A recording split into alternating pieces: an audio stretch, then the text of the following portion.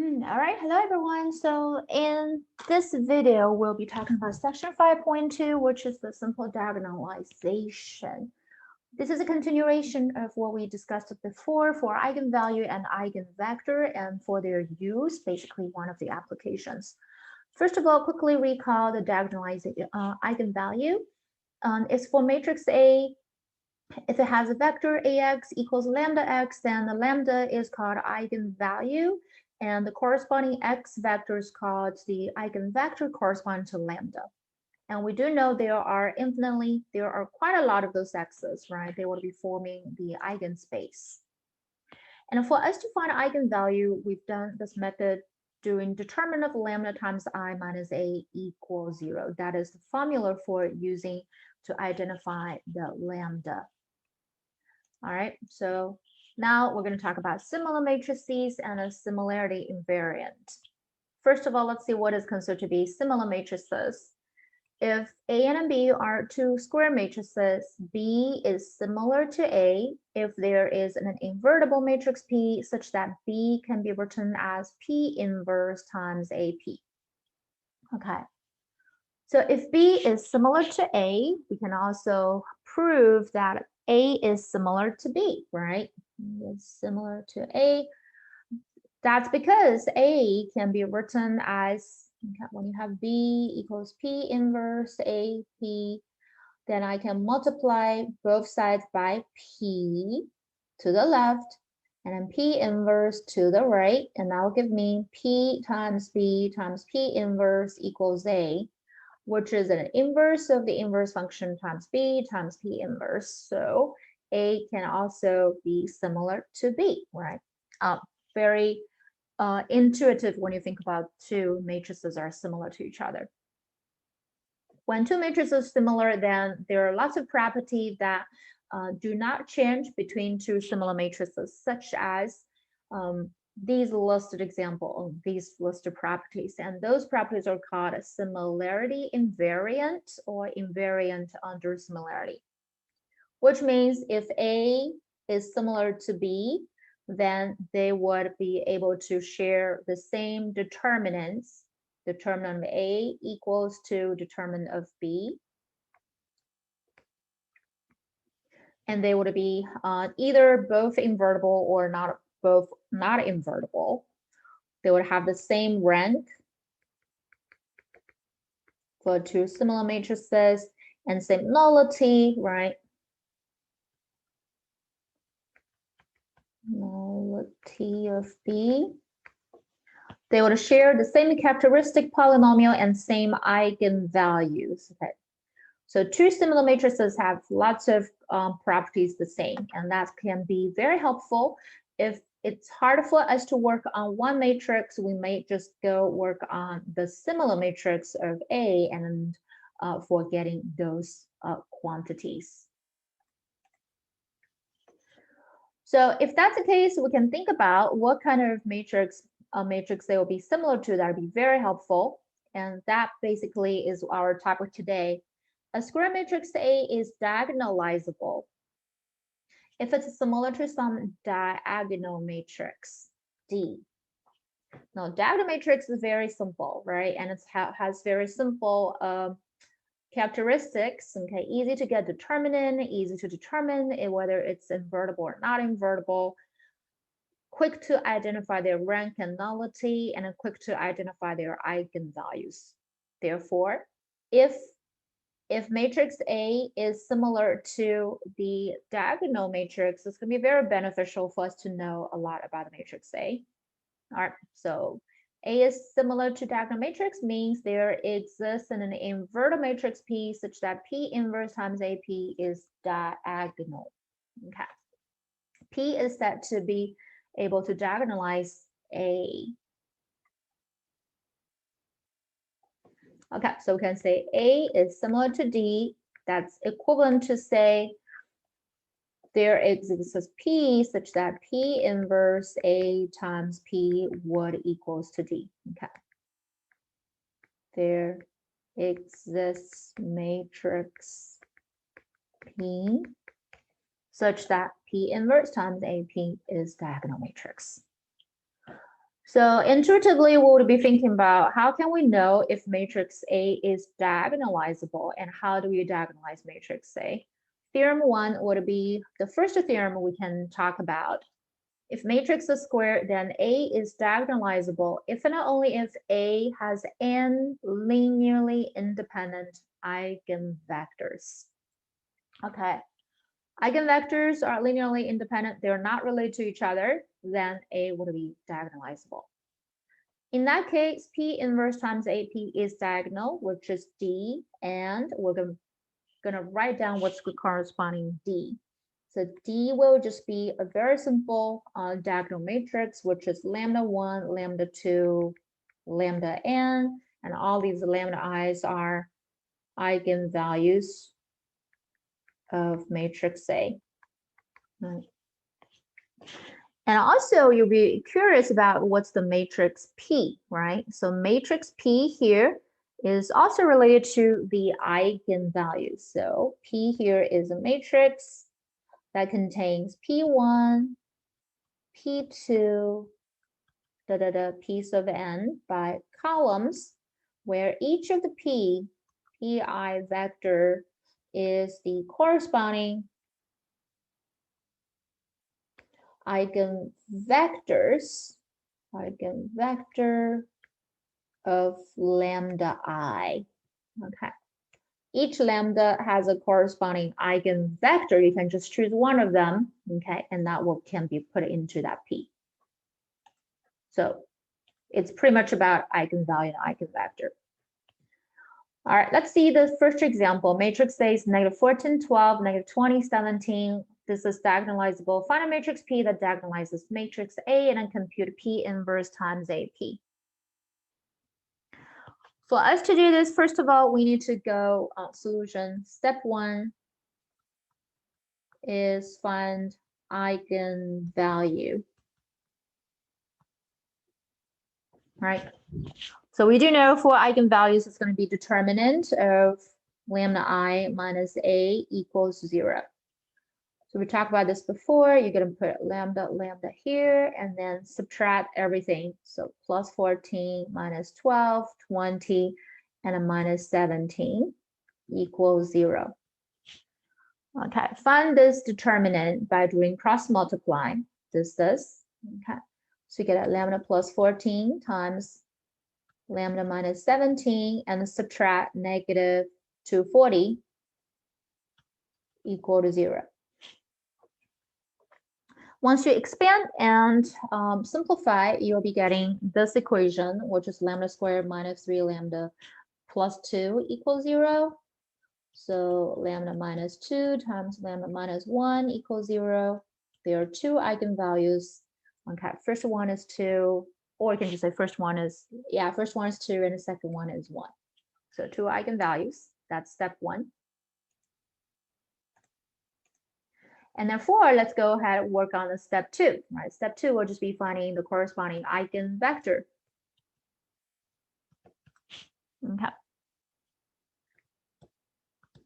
And by the way, since we got it two eigenvalues, therefore the diagonal matrix D will just be lambda 1, lambda 2, 0, 0. That's going to be 2, 1, 0, 0. Step 2, find the matrix P that can diagonalize matrix A. Okay, so matrix P contains two columns, P1 and P2.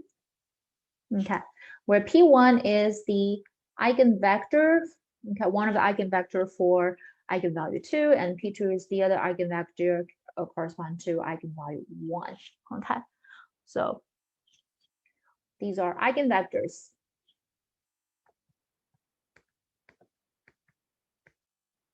Okay, so let's find P1 first. So P1 is the eigenvector, okay, of corresponding to lambda 1. Therefore, we should have P1 times A. We're going to go ahead and use that. Okay, we're going to use that. AX equals lambda 1 X here, right? And that gets us lambda 1I minus A times eigenvector X equals to 0. And basically, we've said the quick way is you just go ahead and use this matrix cell and go ahead and plug your lambda 1 equals to 2. Okay, so lambda 1 here is 2. So throw the 2 into this lambda. And that will give us,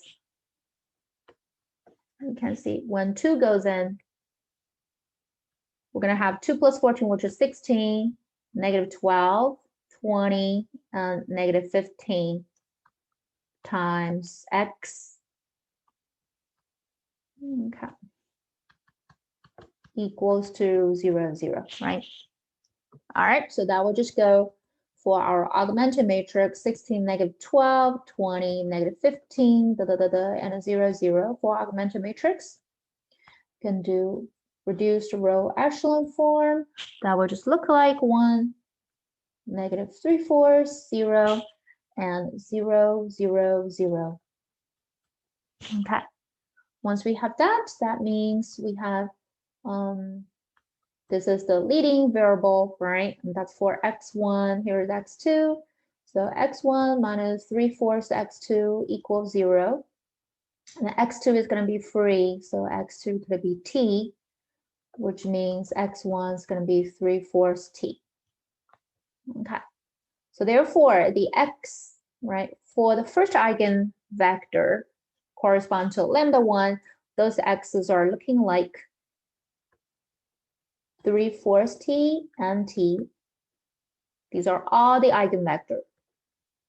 All eigenvector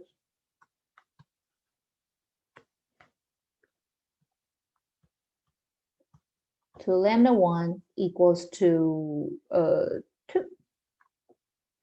And because we just need to get one particular eigenvector p1, so we can just let p1 when t equals to 3, right, 4 or 1. Okay, so let p1 to be 3/4 or 1. That is when t equals 1. Now it's okay if you want to let p1 when t equals 4, right? Then this p1 could be 3, 4. That's also fine. Okay, but the quickest way is you can just go ahead and let t equals 1. That gets you p1. All right, so that's how we get a p1. And similarly, right? Let me use a different color. So similarly, okay, we can get for eigenvalue lambda 2 equals to 1. Lambda 2I minus ax equals to 0 vector. Which means you can get all the eigenvectors of lambda 2 equals 1. And that will give us x equals to, if you do the same thing, we'll be getting x equals to 4/5 t and 1 t. If you do the same approach, so we're able to let p2 to be just 4/5 and 1. Okay. All right, so once we have that, then we've already got the matrix P in general.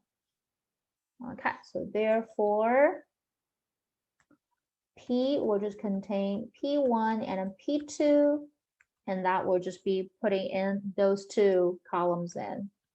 3/4 1 and then 4/5 1. That's the P. And we also have, okay, P inverse times this matrix A times matrix P would be a diagonal matrix D that's about lambda 1, lambda 2, that's 2, 1, 0, 2, 0, 0, 1. All right, so that's how we diagonalize one matrix. And guys, we can also tell over here, P1, P2, those two are independent variable, right? Because they are not proportional to each other. Again, independent eigenvectors. All right, so that's one way that how you diagonalize a matrix A. And in general, we have two more theorems, okay, for us to tell whether it's linear independent or dependent. Theorem 2 and Theorem 3 are both about eigenvalues. If V1, V2, Vk are eigenvectors of matrix corresponding to distinct eigenvalues, then those vectors are linearly independent, which means, right, which further tell us if a matrix has n distinct eigenvalues, then A is diagonalizable. Here in this question, we can see the two eigenvalues are different, and we're able to diagonalize our matrix A, right? Matrix A is similar to this diagonal matrix D, which is very good for us to know a lot characteristics about matrix A. By the way, let's put over here, matrix A is similar to this diagonal matrix D. Yeah, so example is just what we just talked about here, right? This matrix A is diagonalizable because lambda 1 is different from lambda 2. Example 3, upper triangular matrix B is diagonalizable. This time we can only just look at their eigenvalues. So eigenvalues, this is an upper triangular. We can tell eigenvalues are just going to be those entries on the diagonal. So lambda 1 equals 4, lambda 2 is -1, lambda 3 is 5. They're all distinct, right? Eigenvalues. Because there are distinct eigenvalues, matrix B is going to be for sure diagonalizable. Okay, with this in mind, let's go ahead and do the powers of matrix of this question, number 4. Compute A to the 10 for matrix A. All right, typically you'll be multiplying the matrix A 10 times to get A to the 10th, but that seems to be a lot of work, right? So instead of doing that, we can try to do a different approach, another approach, okay?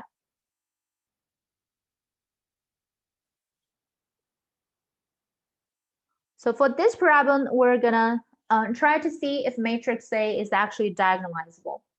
Now, even though matrix A does not have 3 distinct eigenvalues, but that doesn't mean their eigenvectors are going to be linearly independent. So we're gonna first of all, again, solutions. First of all, let's find eigenvalues. Eigenvalues of matrix A. We can tell for this eigenvalues, if you take, because it's right here, it is a upper triangular matrix. So we have lambda 1 equals to 1, and lambda 2 equals to -1, lambda 3 is also -1, right? So that's pretty easy to identify. And then we're going to try to find lambda 1. We're going to P1, hopefully, and a P2, we're going to get P2 and P3, right? Okay, let me clear my annotation here. So step 2, let's find P1, P2, and P3, right? We're going to carry out the same steps as we do here. Okay, find a P1 first of all.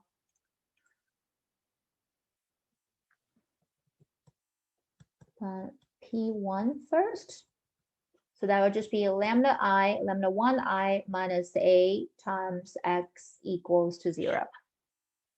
All right, I'm gonna do quickly for this one right here.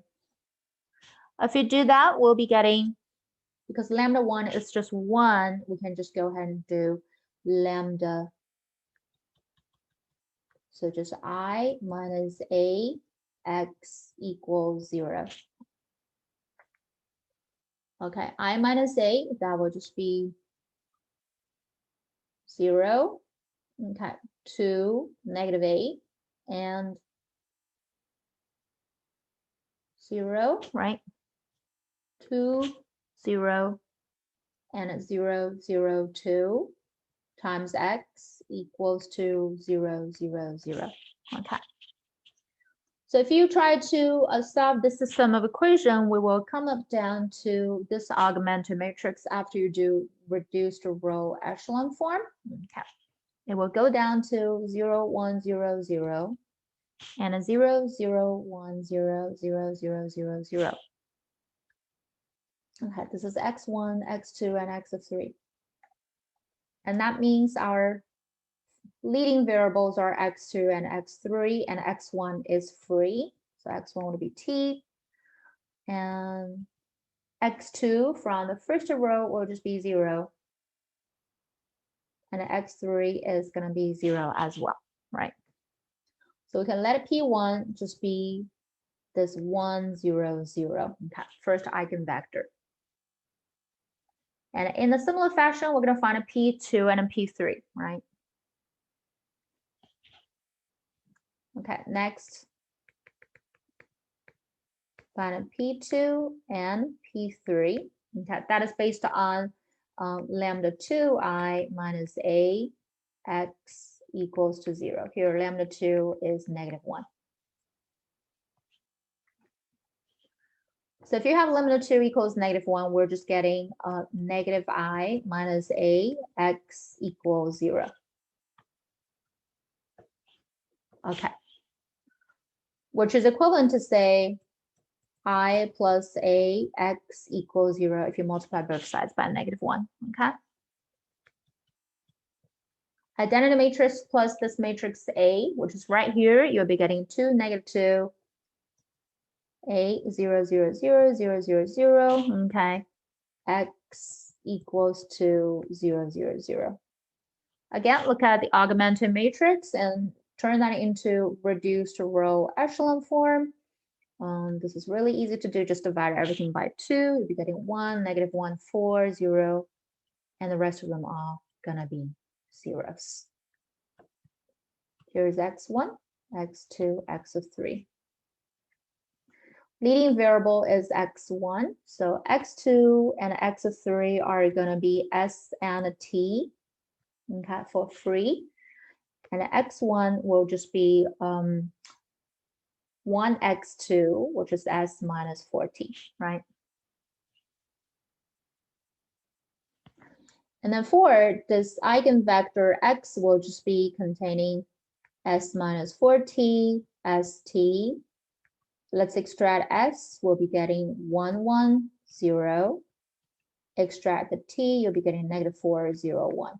So that's going to be P1, and that's going to be P2.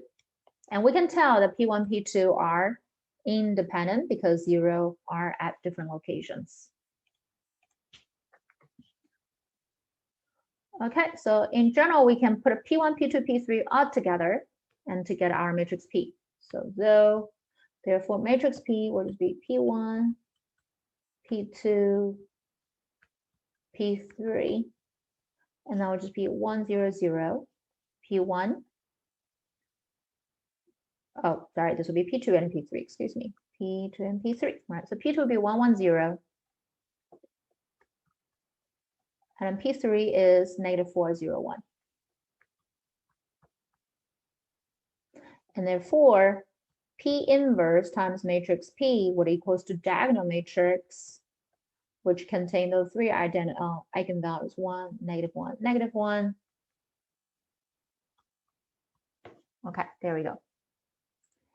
And then when we're looking for a to the 10th power, we can just go ahead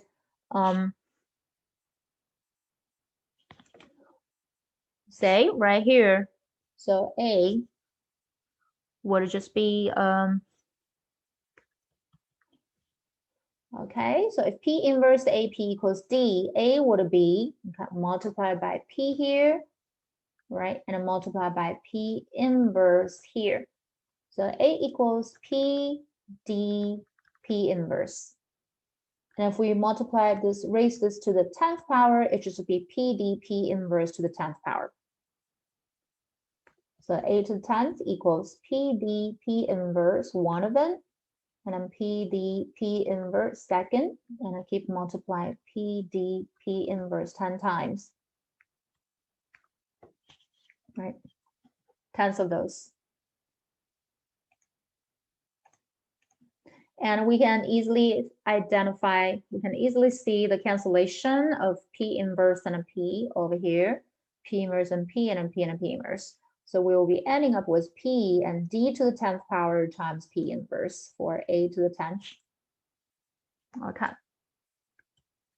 And this diagonal matrix is this one. So D to the 10th will happen to be 1, 1, 1, right? So that's just P times identity matrix times P inverse. This happened to be identity matrix in the end. So A to the 10 equals identity matrix right here. Okay, so guys, today we'll just be stopping at here. We talk about mainly how you figure out a matrix to be diagonalizable and how do we find the corresponding matrix that can diagonalize the matrix A, and also what's the diagonal matrix A similar to. All right, so that's it. I hope you guys have a good Thanksgiving break. Bye.